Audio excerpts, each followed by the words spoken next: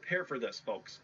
The good news, if you're a long-term investor, which is kind of the aim here at Retire Rich, the short-term volatility won't matter. But if you're living your life based on the day-to-day fluctuations of your portfolio, then you may be in for a few surprises.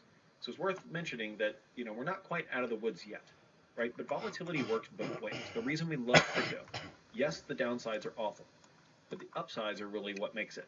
It's the old meme, like if you don't love me at my worst, you don't deserve me at my best. It's the Bitcoin. If you don't love me at my negative 30%, you don't deserve me at my plus 2,000%. It's that old meme. So anyway, first mover Bitcoin drops to under 58K after the CPI data. So Bitcoin was at I think 61,000. It dropped. I think this is from today.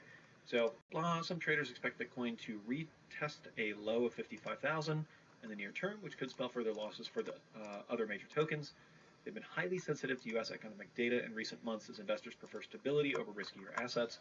Quote, a new sell-off momentum is still the prevailing scenario with potential pullback to 55K, blah, blah, blah. Data supporting the Fed's imminent easing monetary policy may encourage the bulls to overcome the short-term downtrend and give the green light to rise back to 66K. Of course, everybody has an opinion, and that's just kind of how it goes in these markets. But yeah, so we seem to be just kind of bouncing around. We've had one hell of a rise, but you can see that this mid-level channel just seems to keep getting rejected. So really need to get back above that. Now, outside of Bitcoin, this is amazing. So one of the things that is undisputed is that as far as finding product market fit, so one thing that Brett rightfully talks about a lot is the fact that a lot of these companies are very early and they don't have a revenue model.